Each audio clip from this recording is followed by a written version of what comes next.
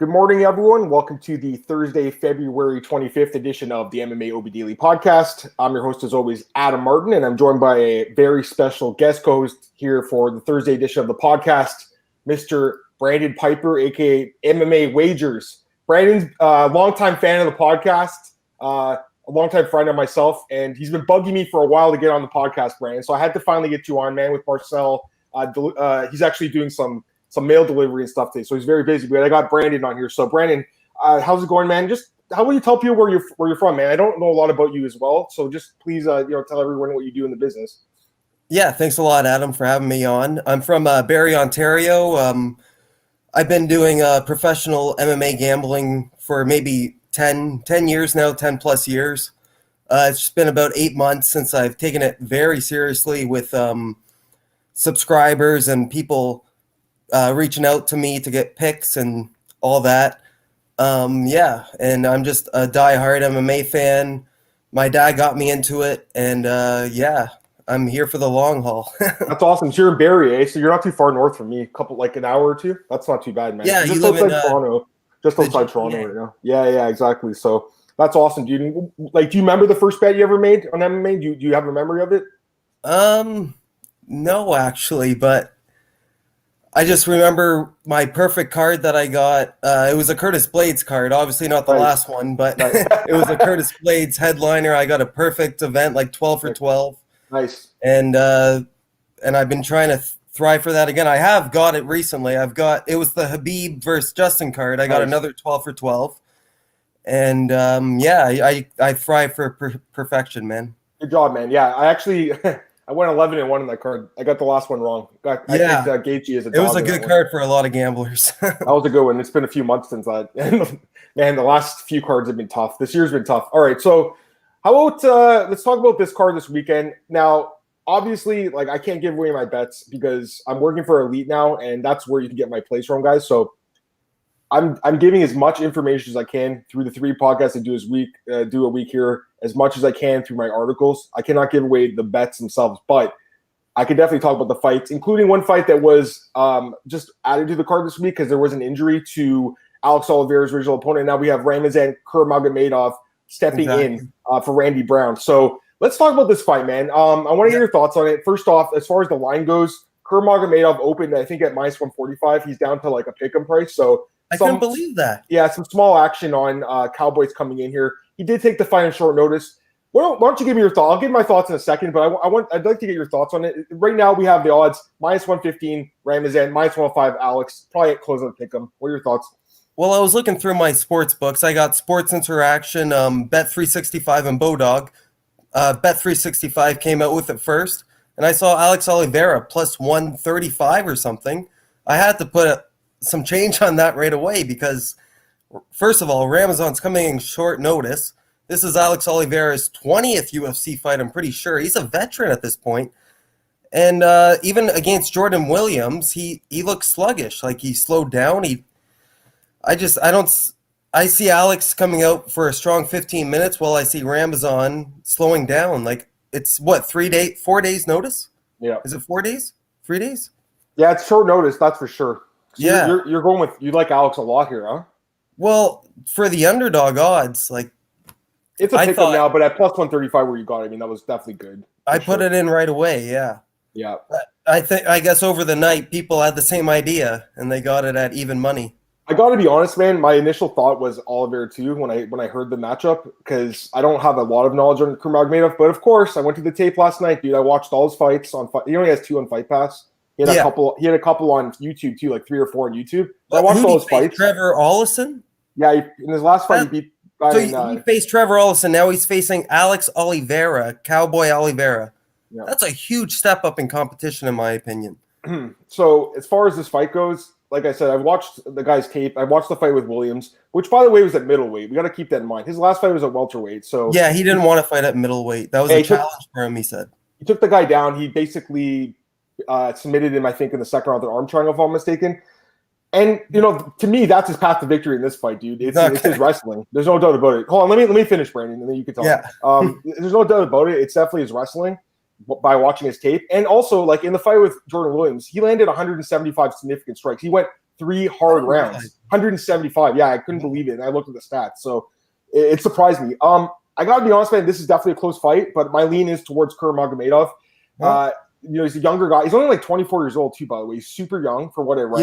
Yeah. Trains with Mark Henry. Yeah, undefeated. He's actually in Vegas right now. I saw a picture he posted with Ray Sefo last night. So maybe he's been in Vegas I'm sure he's been getting ready. I don't think it was like one day notice where they call him. I'm sure the matchmakers told his manager, hey, this is a guy that's probably going to get in the UFC. Stay ready for a fight. So I believe he's been staying ready for a fight. And to be quite frank, man, usually I do go against the short notice guys. But in this case, Alex Oliveira, again, watching the tape on him, on the feet, he'll have the advantage, I believe. I do think he has more power. I do think that overall he's the more like varied striker. But, for me, dude, like the biggest problem is he gets taken down in his fights. Like look at the fight of Nicholas Dalby, perfect example. He got taken down. Although I will say that referee stand-up was really sketchy with like a minute left. But either way, my lean's toward Kuramagomedov. So I'm going to pick him probably by decision here.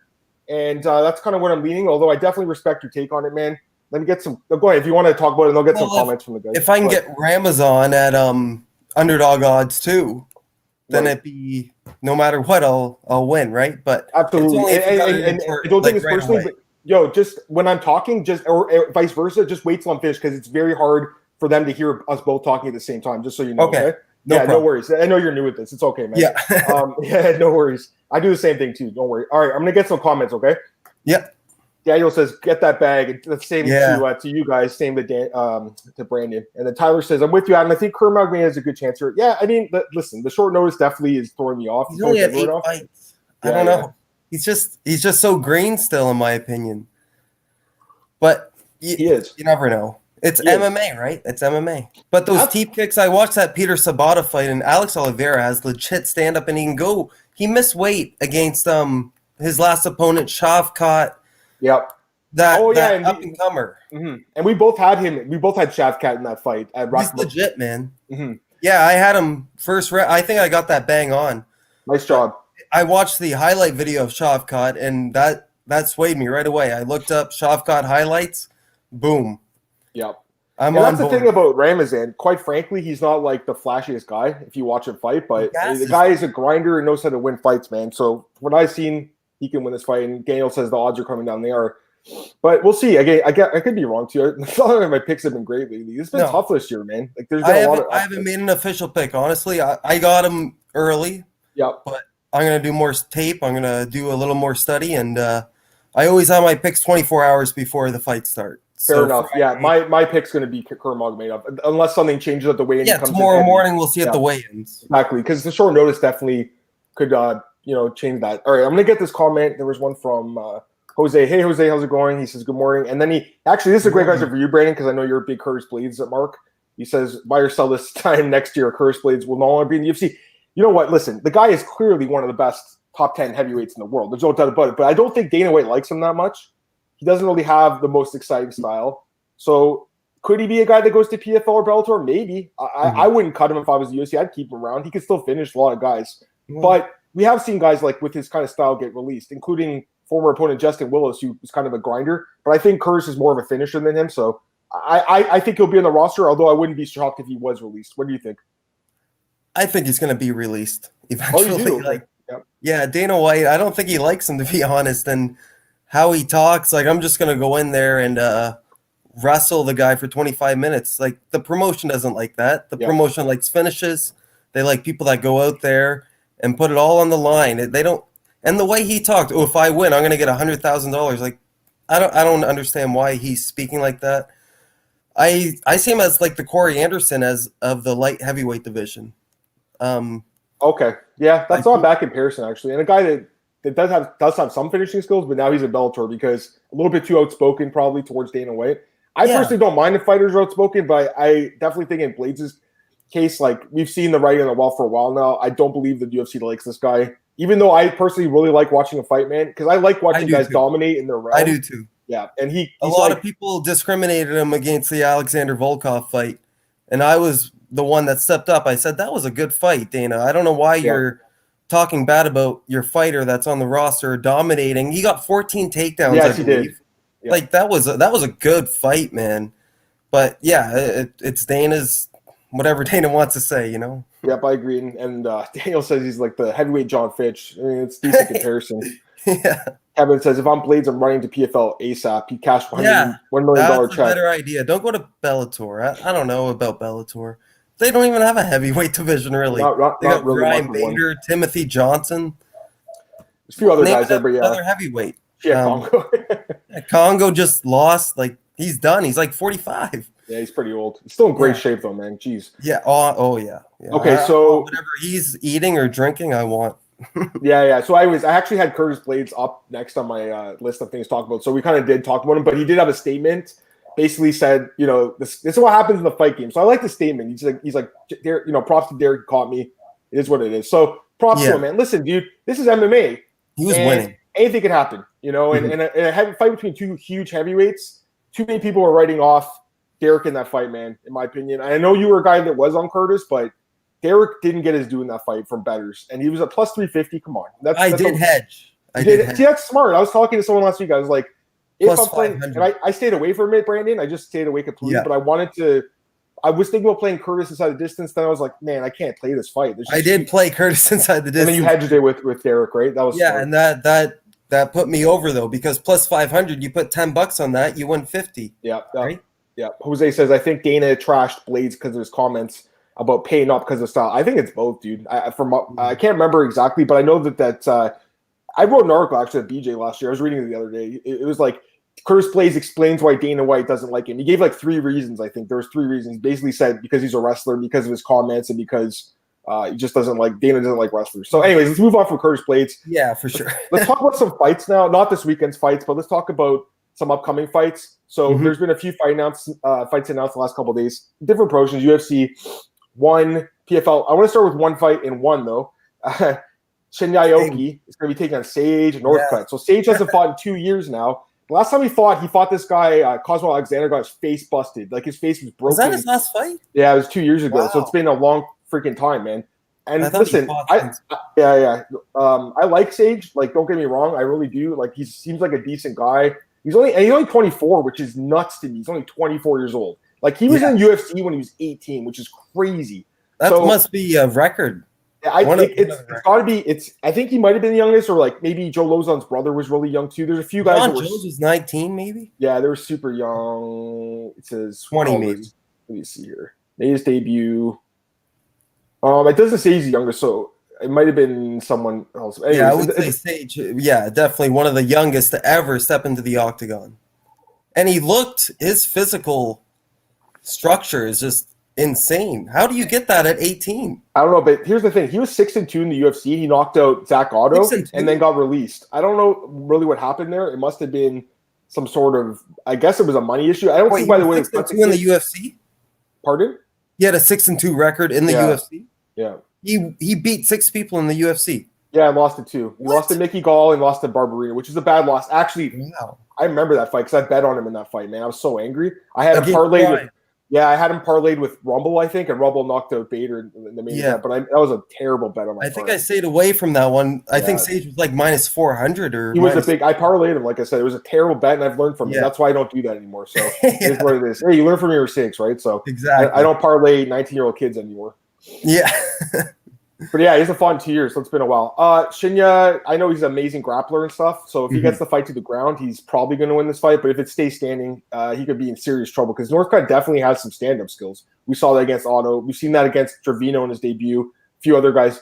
I don't know, man. It's hard to say with Sage. I don't really know. Is he really a fighter anymore at this point in his career? He hasn't fought in 2 years. Like the kid, but maybe this is not for him because I think he's been in school the whole time too, which is crazy. He was in school the whole time. You know that, right? Like he had 6 wins. Dude, he had 6 wins in the UFC while he was a full-time student. Sounds like Miranda Maverick. Yeah, exactly. I like her a lot too. I love that. I like hard workers, man. So yeah, I like the guy. I wish him the best. I don't know how this is going to go for him in one, but I wish him the best. But yeah, I mean, 2-year layoff. He should get this win though. He should, but I don't know. People are saying Shinya could maybe submit him, so we'll see. How old is Shinya Aoki at this point? Let me take a look here. Shinya's got to be like close to 40 now. Let me take a look. Shinya, 37. Oh, okay. By the way, he might be one of the best fighters never to fight in the UFC. He has to be, right? Really? He never fought in the UFC. I haven't really dug much into Shinya Aoki. Shinya 46-9 and 1 no contest record. I mean, the guy 46-9. Yeah, with 30 submission wins. So he's one of the greatest. The Alexei Oleinik Yeah, he's one of the greatest sub artists. Absolutely. Jose, since I was high on him, when they signed him, how would Arjun Buller do against these ranked heavyweights? Not good. Are you talking about in PFL or in UFC? In UFC, you do terrible. In PFL, Arjun would do pretty well, I think.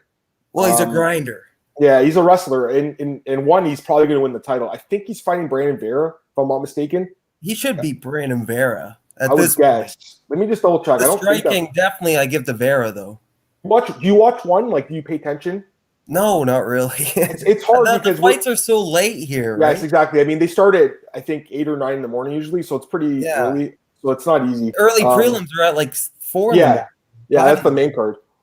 I like to watch the beginning to end on events, and I just there's so many events at this point. I can't keep up.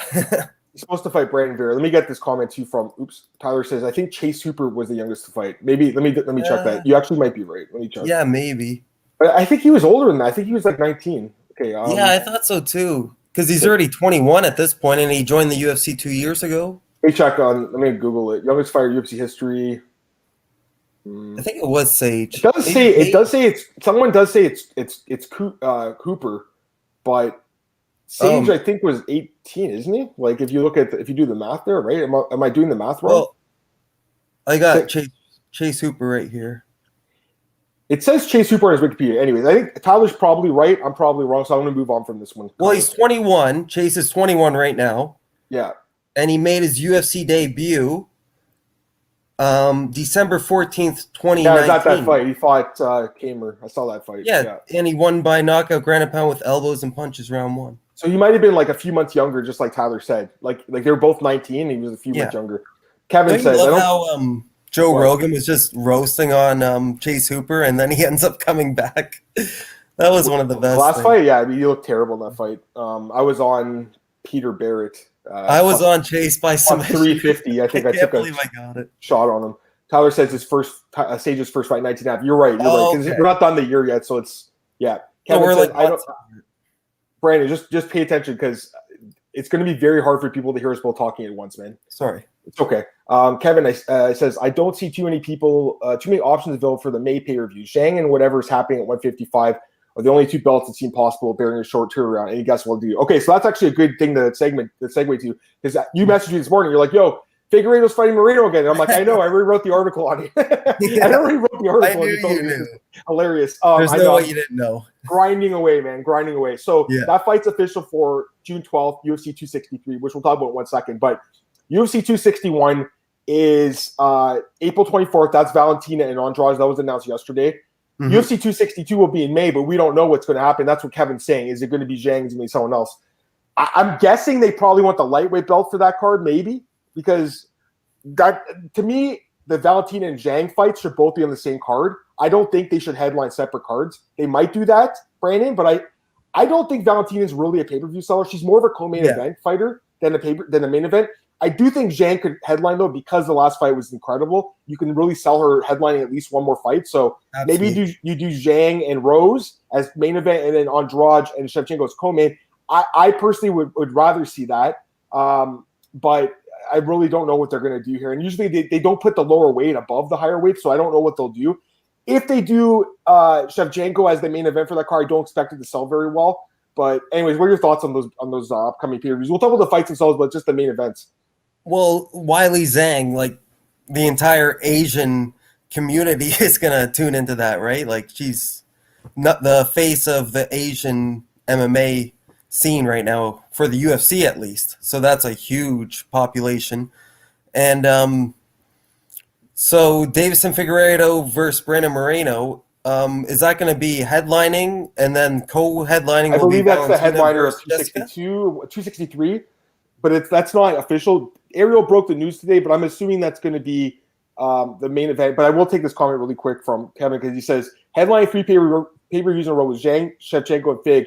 That's a rough stretch sales-wise. I kind of agree with you. I think those were kind of better paired together. What are your thoughts, Brandon? Well, I think they should wait for the lightweight championship for the International Fight Week, honestly, because that's probably the biggest fight they could do right now. Mm-hmm. What is that, July? The first week of July? I don't know what it's going to be with COVID and all that, and we don't even know what the lightweight picture is right now. It's in limbo. Like, is it going to be Dustin and Connor for the rematch? Is it going to be, honestly, it should be Charles Oliveira versus Dustin Poirier. In my opinion, that's the fight to make. But the UFC doesn't make the fights to make. So they'll make the fight to make the most money, which maybe Michael Chandler might creep in there. I don't know. Yeah, you're not wrong. I was just thinking in my head, like that lightweight belt, I think they said originally May, but I'm thinking July maybe just sounds better because of that international fight week. But we don't even know what's going to happen because of COVID, like you said. Well, when's the heavyweight? The heavyweight. I fight's in the end of March, so like they'll probably do. They Okay. said they want Jones's debut at heavyweight this summer for the title. So I'm assuming it'll be like July, August for Jones at best. Yeah. But I could easily see that debut international fight back. Week 2. I could see being pushed back to later this year. It just depends what Jones wants to do. Exactly. Tyler, that was the first thing I thought about the Valentina fight was that we would likely be getting another title fight to main event that card. I agree too. You know what? Yeah. Let's go. I'm gonna look at the divisions right now to see what we're missing. Okay, first off, so flyweight, that's being defended June. Bantamweight, that's next week. I guess you could turn around and do like Dillashaw versus or whoever wins that fight. Maybe they could do that. Volkanovski's fighting. I think was at the end of next month, so maybe a while from that. Khabib won't be fighting again, but that lightweight belt's going to have to be defended. Kamaru's probably going to fight Masvidal as tough coaches, so that kind of eliminates that belt for a while, which I hate, by the way. I love Tough. I don't know if they're even going to do Ultimate Fighter, to be honest. I think they're going to do it, man, but I love Tough. I prefer when it's not champions. I hate when the belts get like delayed. Izzy, obviously, and middleweight, that's up in the air. Same with light heavyweight. We don't know what's going to happen there. So heavyweight's been booked. Zhang is still free. Shevchenko has been booked. And then Nunes. I guess Nunes could have a quick turnaround possibly too if she knocks out Anderson quickly like a lot of us think she will. So, yeah, I mean, you guys are right, man. Kevin, you're 100% right, dude. There's not much available right now. The UFC really tests its fans' limits sometimes, I think, with some of these pay-per-views, Brandon. Like, if they're going to go with, for instance, Shevchenko, Andrade as a main event, that's kind of a tough sell, I think, for $65 personally. Don't get me wrong, they're both great fighters. I just don't believe that's a fight that people want to pay for. So I don't know what your thoughts on that are. Well, yeah, it's just every title fight is already announced for an event or it's tied up at the moment. Like, there's not much they can do. I honestly think something will pop up, though. Because how are you going to sell a pay-per-view with who, Valentina versus Jessica? Yes, and I'm just looking at the titles. There's still potentially, like, for that 262 card, you could always do a non-title fight as the co-main event, like Nate Diaz's return or something. Like, there's other things you could do for non-title fights, but generally they really like doing title fights now, and they usually like doing 2, it seems like these days, or 3, possibly, like on that card next week. They should put Whitaker versus Costa on that fight. That should have been for a belt, but for an interim title, but they're not doing it that way. Tyler says, for fans, the 5-round title fights on the next 2 pay-per-views is awesome, but it's really putting the UFC in a tough spot for pay-per-views after that. I agree completely, dude. You're bang on, man. You and Kevin are both bang on in the comment section.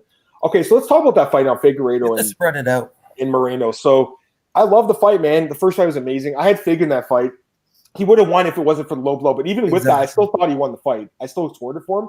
It was super close, though. Moreno took his best shots, kept coming forward. The guy's a tank. Love the matchup. I still favor Fig in the rematch. What are your thoughts on this rematch? Yeah, I thought Fig won too at the end, but with that point deduction, I'm like, it could be a draw. I don't know. Actually, no. To be honest, I was telling everybody this is a draw. Like, don't be surprised if it's a draw, just because of that point deduction.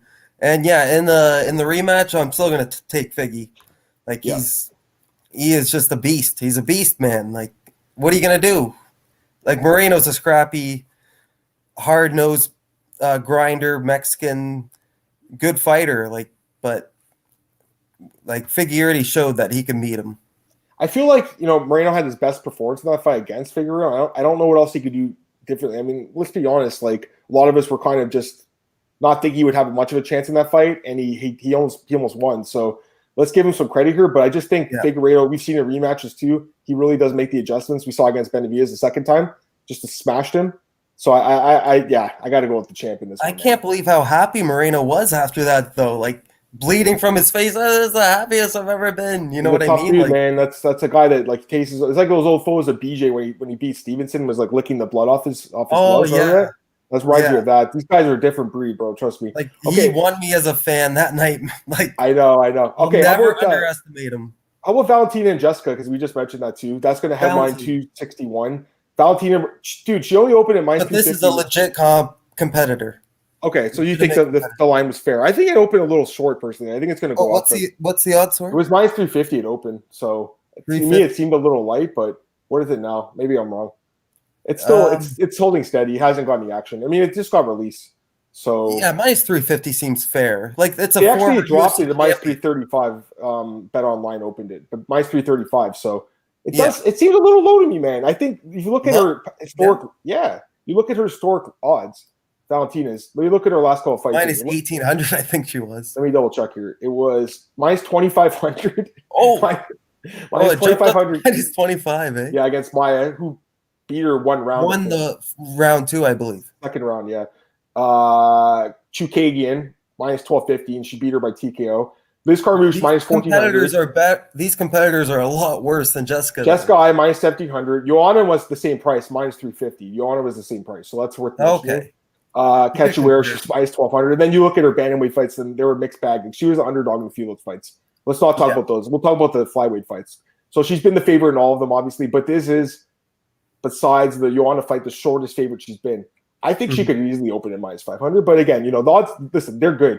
Especially the guys that bet online. Adam Burns, that guy's great. He knows what he's doing. So it's hard for me to go and criticize when these guys, the books are crushing it these days. I'll tell you that right now. So they're opening great lines. I just think it's a little short. I think it could have been higher. But you got a guy like Kevin. Oh, he loves Andrade, but he thinks you're going to get destroyed. Yep, that's kind of. I think a lot of people are going to pick Jessica at those plus odds. Dude, I really like Jessica. I remember I had her against Rose the first time. I was at that fight in Brazil. I went to Brazil for that fight. It was great. Yeah. He slammed her in the ground and knocked her out. The next morning, I was checking out the hotel. She was right ahead of me in line, so I ended up talking to her. She had her face is all busted up. She had the belt around her shoulder. Such a cool. I got a cool picture of her too. So that was awesome. It was a great memory. I always liked her. That's the point. But I can leave my personal biases aside, bro. This is fights, man. This is why I don't like getting too close to the fighters, Brandon. Honestly, I love the fighters. That's one of my betting guidelines. Don't let your fandom get in the way of your betting. I mean, if you don't have that as one of your guidelines, you're definitely doing this wrong. I would say, exactly. So that's the way we look at it. Daniel says Maya put up some resistance. I agree. Lower perception of Valentina. I'm not so sure if that's what it is. I think they believe that Andrade will get some comeback money, and she was I think a pick'em against Chuking, or maybe a favorite. Let me check. No, she was like minus 130, she closed at minus 190, surprisingly. Which I actually didn't think she'd win that fight because of the reach.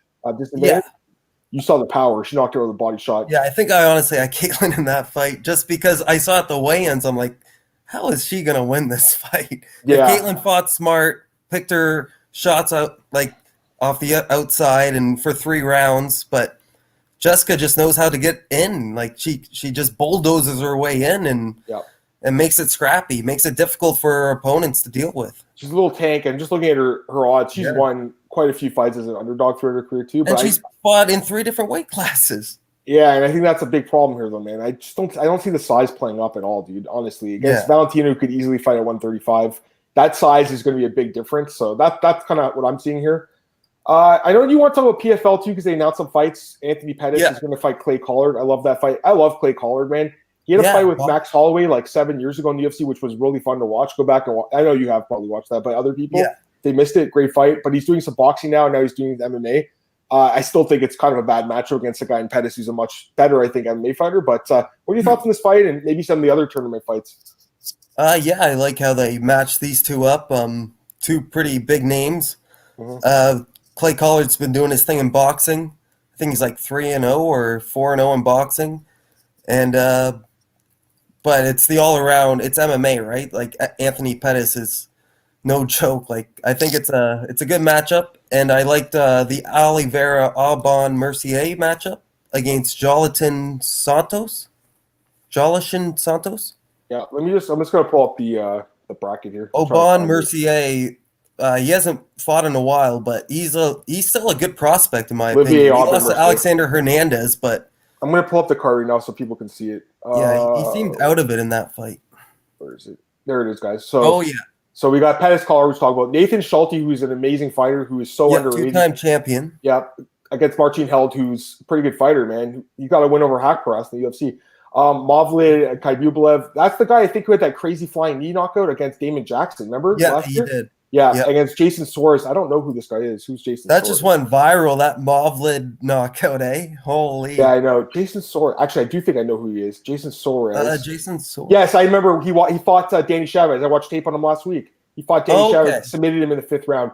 He's a Titan FC guy, so he's a Florida-based guy. So actually, that's an interesting fight. I do remember this guy, though. So yeah, I did recognize the name.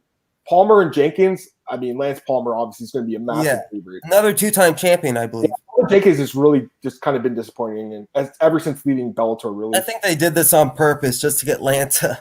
Could be. When to start off. Loic Radzhabov versus Johnny Case. Johnny Case, probably a better fighter. I got to look in more. I like Johnny Case. Doyleton Luderbach. I don't know a lot of. Yeah, I don't know a lot about this guy, but I do know OAM. He's got a legit record though. That Jollitton guy. OAM is a legit guy though. I mean, he's a former UFC fighter, tons of experience against high-level competition. So I mean, that would be my lean, but I don't know this guy. I'm going to Google him quickly. That fight's going to tell us a lot, in my opinion. Brazilian German mixed martial artist, 34-8 record. What? That's going to be the dark horse. Whoever wins this fight is the dark horse in the division. I feel bad that I don't know who he is because he has like 40 fights. He just has never fought for a major promotion. He's fought for ACB, M1, Cage Warriors. So he did beat Craig White in Cage Warriors 2 years ago. That's not saying much. But. Yeah, I know. Diego Sanchez beat that guy. Yeah, I think he's beaten a lot. Like, it's a padded record, to be honest. Yeah, I'm looking at his record, dude. His level competition is real bad. But he could definitely win this fight. A lot of experience. It's going to be a good fight. Absolutely. I mean, these guys, Akhmed Aliyev and Mikhail Odintsov. Never heard of I've heard of Ahmed. Checking them right now. So let's check out Mikhail Odintsov. His nickname is the Dancer. 18-2 record. He's Belarusian. He is on a 7-fight win streak. Nice. Yeah, but he's never fought anyone really like that great. He has a few notable wins, but they're more like European regional scene guys. So, Aliyev's fought in PFL already. Yeah, right? Yeah, I think so. I'm gonna Google. That's why I've heard of him. I think I've heard of this guy too. But Mikhail making his PFL debut, he's got something to prove here. Aliyev is called the Butcher 1996. Yes, he fought Schulte. He beat Rashid Magomedov. So yes, we do remember him. Oh wow! He also beat Diego Brandao. He also beat Efrain Escudero, Ivan George. He actually has a lot of good wins on his resume. Like not great, but they're notable, I guess. Yeah, absolutely. You know what's crazy? Okay, never mind. Conor McGregor beat Brandao. Yeah, I know. I remember that fight in Ireland. Yeah. So there's that fight. And then Jung Bin So, who was in the UFC recently. Sung Bin Jo, excuse me. He was in the UFC recently. Okay. Tyler Diamond, he was also in the UFC. Ultimate Fighter contestant. Yeah, Sung Bin Jo, I think he had one fight. Let me double check again. I don't think he's fought in the UFC. I thought he fought Tamer. Yeah, he fought Daniel Tamer, lost, and got cut. In the UFC? Yeah, he had one fight in the UFC, got cut 2 years ago. Oh, okay. One and done. So, yeah, one and done. So I kind of remember his name, but I don't know a lot about him. And then you also have Brendan Lofton versus Shaman Moraes. That's a great fight. Yeah, that's a good fight, man. Is that better be in the tournament, right? That's definitely a tournament fight, right? Like it's gotta be. Yeah, because I know they do have some alternate fights, but I'm assuming. Who would you take in that, Brendan? That's a great fight. I don't know. I mean, Lofton probably. Who do you think's going to open as the favorite? Brendan. Probably Lofton because of the height. Yeah, that's what I think. But Moraes is a very, very solid fighter. So yeah, underrated for sure. He has a winning record in the UFC, I believe. Yeah, I think so too. Okay, so let me go to let's go to Mark Sell's page here because I got a lot of questions about fights and stuff. We like going to Mark Sell's page because he's always got the fight announcements. Someone just asked about. Okay, actually, I want to get this one. Adam, I'm gonna use the washroom really quick. Yeah, that's fine, man. No worries. Go ahead. Yeah, go ahead. Kevin Scott, based on Helwani crying about the UFC passing on Lofton back in the day, the prelim range should be through the roof. That was a bad cut, Kevin, in my opinion. I believe that they're not cut, but they didn't sign him off Contender Series. They have signed way worse fighters off Contender Series. I do think it must suck for Lofton that Bill Algeo, the guy that he beat on the show, got signed. And he's a good fighter. He put up a great fight against Ricardo Lamas in his last fight. He's very good. But Lofton probably should have got another shot in the UFC. He has been in the UFC before. It's worth mentioning. He fought once, like maybe 10 years ago against this guy, Mike Wilkinson. I think he lost the decision. So he has fought once, but it's been a long, long freaking time. All right. And here's a great question here. Marcus, what are the odds on Spencer Wolf? Are they out? I love Spencer winning with no problem. Tyler says Spencer's got to be no less than minus 800. Be shocked if it's that low. I agree completely with both you guys. Cole actually broke the story the other day, and I messaged Cole. And I was like, she's going to be like minus 7,800 or something. So you guys are bang on with that one, I think. Could be even higher. We do have that fight as part of the boast to talk about on the list. So let's just pull it up here. Brandon went to the bathroom, but I want to pull these up. We'll talk about some of these fights. Kevin says, I think he could have been signed. Passing was some great outrage. Yeah, I don't think he finished that fight. He went for like a Dana White famously said he went for a takedown and didn't sign it. But okay, let's talk about some new fight announcements. Oh yeah, you knew this before me. Yeah, exactly. And again, don't give me your pick, okay? Just break down the fight basically, like a quick breakdown, like a 1 minute breakdown. Charles Jourdain versus Marcelo Rojo. This fight's happening March 13th, according to Marcel here. What are your thoughts on this match? Well, I don't know much about Marcelo Rojo. I was gonna do more in-depth research when he fought Hani this weekend. I know he fought for Kambache. He does like the T-Rex, like when he wins. That's the guy. Pretty cool. But Charles is my guy. Like, we're both from Canada. I love Charles Jourdain. I thought he got ripped off with that draw. I thought he won, to be honest, against can't remember his name, but it was a draw, and I thought he won. He's a legit prospect. That Andre Fili fight was for real. Like that's what showed the true potential of Charles Jourdain. He dropped Andre Fili, almost finished him in the second round. Yeah, I had him as a dog. He was plus 200. I had him there. He almost won that fight, but I thought he lost. It was a split, I believe. It was split. But he lost. And then the last fight was a split draw against Josh Kulabau, who's really not that good. And that really freaks me out, bro. No, Kulabau is better. He's underrated, man. He's good. I would say that too. To be honest, bro, I think most fighters in the UFC that don't have winning records are underrated by most fans. It's just like NHL. In the NHL, the worst guy in the NHL is still a good fighter. I agree. Looking at Rojo, I don't know a lot about him. I gotta look into it more, but I did watch this fight with Castaneda last week, so the T-Rex thing is cool. Next fight here, Denny's Did he beat John? He didn't beat who? Did he beat John Castaneda? I thought he lost that fight. Let me double check. He probably lost. Let me double check. I didn't watch that. I can't remember now. No, he beat him by submission. Yeah. Okay, so this fight, Bondar versus Rodriguez. This guy Bondar was supposed to fight like in the last card, if I'm not mistaken, and he got pulled off for some reason. He's very good though. Do you know him? Bondar? Yeah, he was supposed to fight Ode Osborne like a few weeks ago, which would have been a tough fight for him probably, but. And then this Victor Rodriguez guy, he got destroyed by Adrian Yanez in his UFC debut. He got head kicked. He's very small. Remember that a few months ago? What's his name? Victor Rodriguez. He got head kicked by Adrian Yanez. Yeah. So again, I gotta look at these guys more. But in general, bro, we don't really bet on Alaska FC fighters here. The guys that were from Alaska FC are generally not good fighters. Not every case, but in general, Bondar looks really good to me. So that's kind of what I'm looking at this one. Well, Victor Rodriguez, 28, 5'5", 7-3 record. Yeah. Adrian Yanez just kicked his head off. Yanez is awesome. Very good. He is dropping a weight class. Really good. Yes, and this guy's dropping a weight. It's worth mentioning. They're both going to 125. And he might have came in short notice. He might have too, but I mean, still, like he was never going to win that fight. Let's be honest. Yeah. Okay, so here's a guy that I believe is. Oh, buddy, I got Sean all day. I think he's a future champ. I got to be honest. I know I'm probably higher than most. I think he could beat a lot of guys at 185, especially if Adesanya goes up. I think he could compete with Whitaker. I think he could compete with Costa. I think he beats Costa. I'm not high on this guy. I think he's incredible, man. I love Strickland, dude. He's got a great story. Ever since he came back from his motorcycle crash, he's looked great. The boxing, the ground game, so well-rounded. Jotko's a good test. Jotko's a very solid fighter. He's on a win streak right now, so he's a good test. And arguably a step up from Brendan Allen, like a small step up. So I like the fight, but I like Strickland all the way here, man. And I'm spoiling my pick, but I really like him, dude. Well, if Brendan Allen faced Krzysztof, who would you pick? I don't know. Maybe Brendan, because I'm really high on him, to be honest. That's what I would think too. So maybe this isn't that big of a step up. I think it's a small step up, but not, you're right. Maybe that's fair. But I think it's also fair to mention that Jotko's been in the rankings. Yeah. I don't think Allen's ever been UFC experience. Yeah, Jotko's got like 15 fights in the UFC. So I think he is a small step up from Allen, but I think Allen might win that fight. Even if I guess that almost beat Uriah Hall. He was on the brink of beating Uriah Hall. I know. And then it was that third round knock. But yeah, I am huge on Sean Strickland. I love him, man. Like how he gets in there and just screams at his opponents in that third round against John who? Jack Marshman. Oh, Jack Marshman. Yeah, that was one of my favorite fights of 2020. Like, just getting in his head. Thank you. Go down, Jack. How are you not going down? Yeah, I love Brandon. Me and him are on the same wavelength. You guys remember the day after that fight, I was on this podcast going like, "Oh my god, that was so awesome, man!" He was talking to him and trying to knock him out. It was so cool.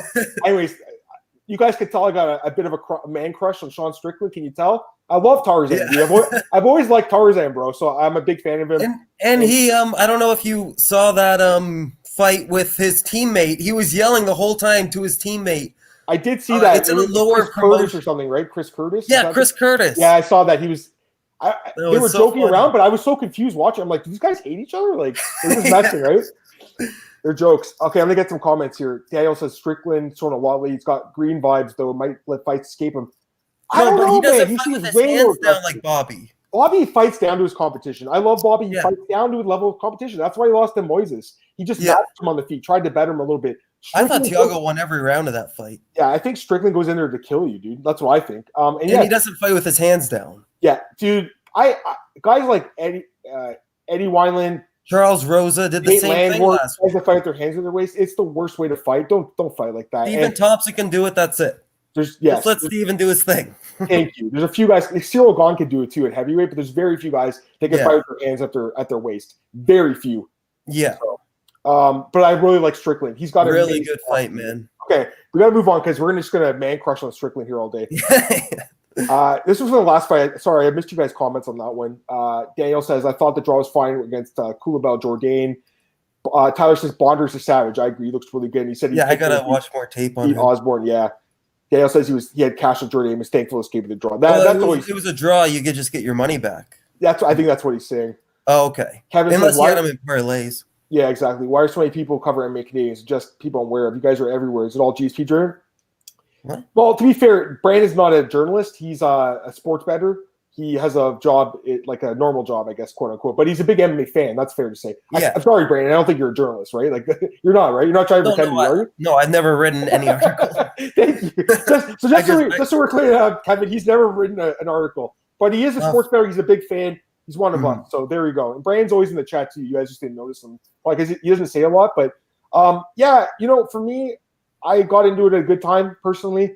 I finished school and I really wanted to pursue sports journalism, and MMA was kind of an emerging sport 10 years ago, Brandon. It was right before it became legalized here, so I kind of got in at a good time. I would imagine it's very difficult to break in this business now, if I had to guess. There's just no jobs out there. I'm lucky I have a job, man. I'm lucky I make money doing this. A lot of people don't. And go ahead. Cup Swanson said something the other day saying journalists should have to fight at least 3 times as an amateur before they can have an opinion on the sport. What are your thoughts? You know how hard it is to even break into the sport as a journalist or an analyst? It's almost so much competition, man. Great question. I mean, we're going to go on a tangent. I'm going to talk about that first. Okay, so I have a lot of thoughts. First off, I don't think what he said is necessarily wrong. I'll be honest. When I started doing this, I didn't have any MMA experience when I started writing about MMA. I had no martial arts training ever. I played sports. I played football. I'm a huge dude, so I played football, rugby, hockey, all that stuff growing up. I never played MMA. I didn't do boxing or kickboxing or wrestling. We don't do wrestling in Canada, really. So I started writing about it, and I was doing it for a couple of years, and I'm like, you know what? I want to gain knowledge. I started training, dude. I trained for about 5 years. I had one fight. I did have a fight. James was at my fight. A lot of my friends were at my fight. Koreans, Dan, bunch of people that were all really close friends with me 7 years ago. So I had one fight. That's awesome. Did it go well? Not really. I mean, I got hurt in that fight. I also hurt the other guy. It was a tough fight. It was a kickboxing fight. I should mention that, not MMA. Muay Thai. I posted some photos last week. You had the 10-ounce gloves? We had 16-ounce gloves, and it still hurts, dude. Trust me. People don't understand, man. We're not professional fighters. Also, I'm a heavyweight too, so the guy I was fighting was pretty powerful. He can still kick your ribs off. He hit me the first. Okay, so I'll say this. I didn't have enough sparring when I had my fight. That was the biggest problem looking back. But if you saw me train, you could tell I hit hard. There was actually one Bellator event, and again, I have proof because there's a bunch of journalists with me. There was a Bellator event. I can't remember what the main event was. I think it was Daniel Weichel and Desmond Green, I think was the main event for that card. And in the back, they had this punching bag machine, and the biggest puncher of the night. So all the fans that were there, the biggest puncher got to meet Jade Bryce and Mercedes Terrell, the ring car girls. I just punched. I think one of those guys was like, Adam, punch and see how hard you can punch it. Dude, I won. I was the hardest puncher. I got to meet the girls afterwards. Awesome. Yeah, it's pretty sweet. So I was like, all right. Hey, girls, how's it going? Yeah, I punch hard. No, I'm kidding. No, but I think for me, training was great. I want to train again, but Yeah. I had a fight. I broke my arm too. Breaking my arm hurt badly. I was In in that a fight? cast, not in the fight. Actually, the crazy thing is, so I trained for about probably 2 years, and I was preparing for a fight. So during sparring, I broke my arm. Okay. I was out for 3 months in a cast. Couldn't do anything, which really sucked because I was very like hungry and motivated at that time. This was 2013, I think. So I broke my arm. I remember what happened. I broke my arm at training, and the coach was like, "You're fine. You didn't break it." I was like, "I'm pretty sure I broke my arm," because what happened was I was doing body shots to a guy, and he put his elbows up to block, and the middle of my arm right here, like it hit him in the elbow. The arm, the bone broke, so I knew it was broken. But the coach was like, "You're fine." So I was like, "All right, whatever, I'm fine." I went home. I couldn't move my arm, dude. I went home and I watched the card that night. You know what card it was? Jose Aldo versus Korean Zombie. His shoulder popped out. When his shoulder popped out, I was like, dude, my fucking arm still hurts. I better go to the hospital right now. Yeah. Like 12 hours after this happened. They were like, where were you? You broke your arm, man. What are you doing, Adam? I was like, So of course I broke it. And it's never been the same. So I was it's just the guy didn't set it properly. So it's been in the cast. It was in the cast for 3 or 4 months after that. When I got out of the cast, the gym I was training at announced they were holding their first event, like a first card. And I was like, I'm fighting. I'm going to fight this card. I'm like, might as well. So I trained my ass off for that fight. Trained 3 months for that fight, dude. I was in incredible shape for that fight. Like right now, I'm not going to say what I weigh, but I weigh quite a bit.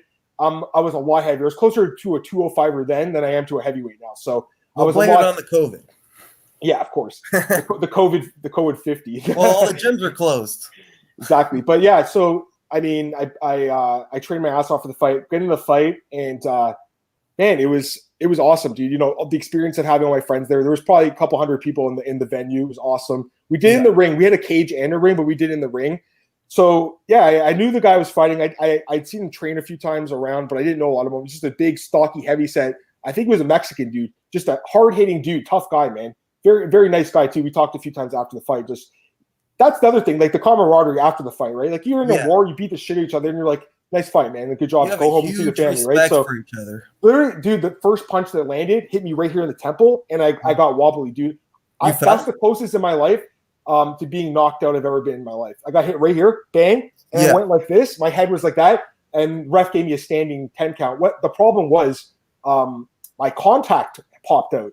I wore contacts. I used to. I wear glasses now, obviously. But Bilal Muhammad had the same thing happen to him. I heard about that. So, and I think Derek Brunson too. The fight with Whitaker, if I'm not mistaken, his contacts fell out. So my contact popped out.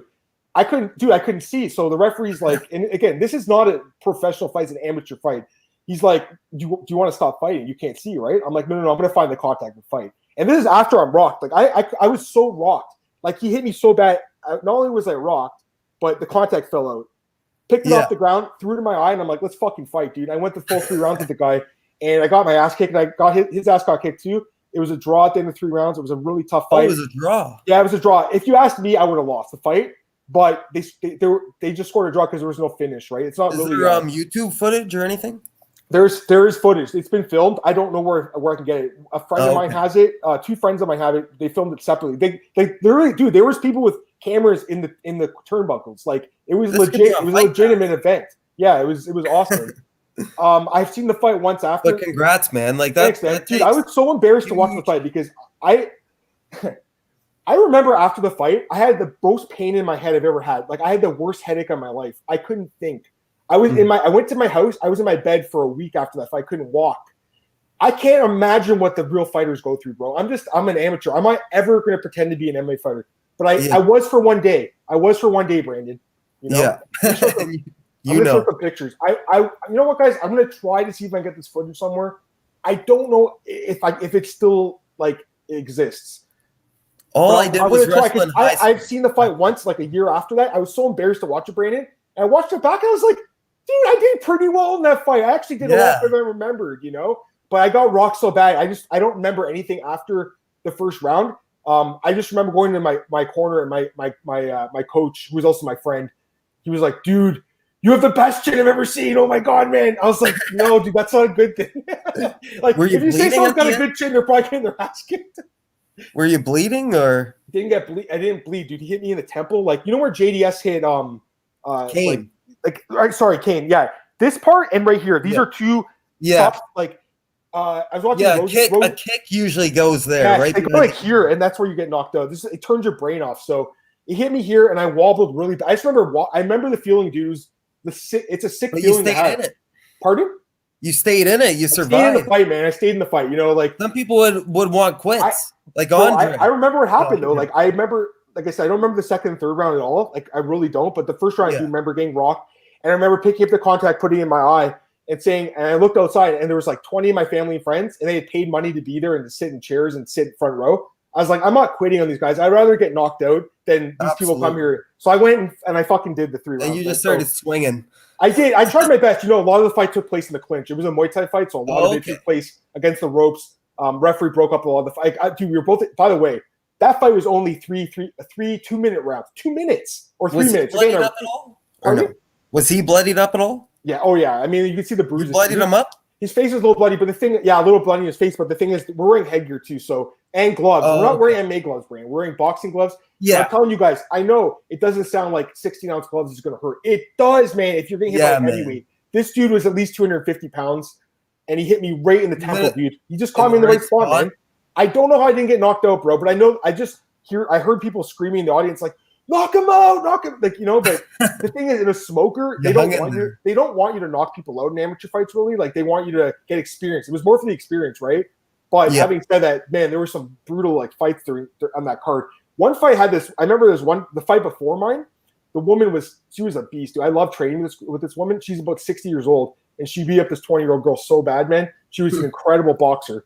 Anyways, let me get some pictures from that. I know I went off on a tangent here, guys, but it's my podcast. No, I wanted to hear that. I never talk about myself in this podcast. You know what, Cub? You can't talk about Adam Martin. He was in there. He knows how it feels. And you know what? I posted that, Brandon. I posted the photos. Tim Mean sent me a message and was like, you know, dude, like, you know, great job, man. You know what it's like. I was like, hell yeah. You know, hearing that from a guy like Tim, are you kidding me, man? Adam said, because Adam brought it up, and he's like, I was training and all that, but then I had kids, and it's hard to like have kids and train and do journalism. Like it's a tough gig, right? Yeah. Here's you can see my legs. It's hard to see here, but my legs are all really bruised up. I couldn't walk for a week. His legs, same thing. He quit after that. He quit after the fight. I saw him a month later. He's like, he's like, dude, I couldn't walk for a week after the fight. My wife was yelling at me like, don't ever do this again, and he quit. So I got him to quit, which is crazy because I thought he was going to make me quit. I didn't quit from the sport after that. In fact, I wanted to, and you know, James said right here, because actually James and my friend Carlin Bardsley, who I think you know, they did commentary. Oh yeah, absolutely. I know James Lynch. Yeah, they did commentary for that fight, dude. So like, there's somewhere in the world. I'm gonna talk to. I know who should have got a third round finish. Yeah, no TKO. You fight an instinct in there. You know, sometimes like even when I'm watching fighters on TV and I'm like, you know, oh, go for the finish. Like, what are they doing? Sometimes your body's so exhausted you can't. You know, like you're fighting on fumes. So anyways, that was clinch. That's why conditioning is such a huge part in this game. Like, and you know, my cardio wasn't the problem in this fight. It was just that I got rocked too early in the fight. And that's you in the white? Yeah, man. Yeah, that's me. You look like a beast. Yeah, I was, dude. I was a beast. And there's me, James, Sean Smith. This guy's name's also Adam Martin, which is crazy. It is a pretty common name, I think. yeah. He's actually he used to be a friend of mine, but it was weird when we both wrote about MMA. We both had the same name. Who's in the Bad Boys shirt? Is that you? That's me, baby. And then Randy, who's also a friend of mine, she actually taped the fight. I'm going to talk to her, but the last time I talked to her, she said she didn't have the footage, but I'll ask her again. And then Brian D'Souza, he used to work for Cage Potato. And he wrote a book on Fedor and the pound-for-pound greats in MMA. He's a nice guy, too. And then Carlin, who's one of the best guys I ever met in the sport right there, Carlin Bardsley. One of the first guys who took me under my wing, bro. A guy from Peterborough, Ontario. Great friend of mine, man, Brandon. Took me under the wing. I met him at Bellator event in like 2012. And he just, you know, dude, I'm one of these people that I always remember people are nice to me and I never forget it, you know. And I always that guy's a friend for life. He doesn't live in Canada anymore. He lives in China now. So we don't talk as much, but great guy. It's a great mindset. Bro, man. I was a beast though, man, back here. Like I was in sick shape for this fight. Like I literally trained 6 days a week. I trained Monday, Tuesday, Wednesday, Thursday, Friday. I took Saturdays off to watch UFC and chill. And then actually I'd sometimes even come in Saturday morning. Yeah, but if I had a fight, I'd be training. I trained every day. I think I overtrained a little bit too. I think I peaked a little, like peaking they talk about and stuff like that. I think I trained a little bit too much. But it really wasn't that, man. The problem was I did so much training one-on-one training. I did so much bag work, but I neglected the sparring part of it. I thought, you know what, I don't want to get hurt in sparring, so I'm not going to do as much. I did a little bit of sparring, but the thing is, sparring is like it's a fight itself. People don't realize that sparring is a fight. So yes, it's a controlled environment. You don't want to hurt someone necessarily, but people do go in there and hurt them. Especially Brandon, like eventually, you know, I was in the gym for, like I said, probably about 5 years. But during that time, I would know the right people to train with. I would find the right sparring partners, because sometimes, especially when a guy would come in the gym for the first time, they'd try to show off and try to hurt you. That's what people do in gyms, and you got to stay away from those gym warriors. And people get kicked out for doing that. In fact, there was one guy that we were doing training, and this guy kept kicking my leg, and I was like, dude, stop! Like you're hurting me, like you're bruising me, right? Yeah. I couldn't walk after. He was a coach there, and they had to like talk to the guy. He ended up leaving the gym because he was too aggressive, because he was hurting the members. So you got to watch that stuff. Anyways, I heard Joaquin Buckley has a bad reputation about that. Dude, I was just writing about him yesterday, because James Krause was saying that it's a guy who hurts people in sparring. So yeah, I hope they make that fight. I don't care what the UFC says, just make it. Yeah, I don't even if it's a catchweight 180, do it. Yeah. You know what? He says Adam might have Fight Pass. No, that won't happen. I might if I find it Fight Pass. Come on. If I find it, I might put it on YouTube. But dude, I get hurt in the fight, and it's not the most. But you came back. Yeah, I know, but it's not the best representation. But you know what? I probably fighters mentality. Yeah, you're right. Screw it. Adversity, I love seeing that. I don't have the fights back from adversity. All I have is Kamaru Usman. Yeah, a couple weeks ago, he lost that first round, battled through adversity. All I have is the photos right now. I'm gonna ask her, and I want to watch the fight again. I don't know if she'll have it, dude. It was 3 2-minute rounds. Yeah, I think it was either three minutes. It was either 3 minutes or 2 minutes, one of the two. Yeah, but trust me, that seems a lot. Like I think it was 3 minutes. It's a lot. It was probably 3 minutes. It's a lot longer than it thinks. Like you think. Your heart dude, is just racing the entire. I'll tell you right now, man. Like me now, I'm probably like right now. I'm fighting the likes of Derrick Lewis and Brock Lesnar. Okay, at that point, I was fighting, Forrest Griffin and Rich Franklin, those kind of size guys. Now I'm a little bigger now, so I can't fight right now, bro. I would need at least 6 to 12 months of training just to get back in decent shape, and then go to a camp. Like that was 205. That was at he weighed 250 on the scale, and I weighed at 220, 225, I think. So 225. He looked I bigger. tried to cut to 205. I couldn't do it, bro. I didn't even bother doing the sauna and that stuff. I was like, I'm not going to do this. And the weigh-in, I think it was the day of the fight, the weigh-in too. So you didn't really need to. Yeah. I would have fought at 205. I told the guy I want to fight at 205. He could not find an opponent, so he's like, just fight at heavyweight and don't cut weight. I was like, okay. And fine. You were probably a lot faster than him, but he just. But dude, he listen. I wasn't. I was like this. I was like, all right, I'm gonna go in there. And my game plan was basically like, it's funny because everyone talks about like low kicks now, right? Dude, everything I did in training would be a combo ending on a low kick. Everything I did. And this was in 2013, 2014. Jab, low kick, 1-2, low kick. Like that's what I would do, bro. You know what I mean? The low kick was my nastiest strike. And, the game changes. My game go in there and basically stay at range, because I had the reach, obviously. So I was like, I have a 70 calf kick. So you're saying a calf kick? My reach was 78 inches, so I'm generally able to stay away from the guys. I was like, okay, stay away. The problem was, dude, I go and touch his gloves, and I'm just standing and looking at him. I wasn't ready for a fight, and he just went bang, and I was like, like contact flies out. Fights, the refs like, hold on, stop. Laws last week against Nasruddin. Yeah, they wanted to stop the fight, bro. I didn't want to, man. I wanted to give it one more round, man. That's why we got guys like Stitch Duran that give you, the cuts and stuff. But anyways, I'll see if I can I'll message her today. Get some footage, man. We'll upload it to UFC Fight Pass. All right, man. Thanks again, Brandon. This is we're basically done the show now. I want to thank everyone who joined the chat today. It was a lot of fun. Thanks Brandon, a lot, guys. Yeah, for sure, man. Appreciate you joining us. I know you'll tune in. I'll try to get you on again in the future. Plug your stuff, man. You got MMA wagers and everything. Go ahead.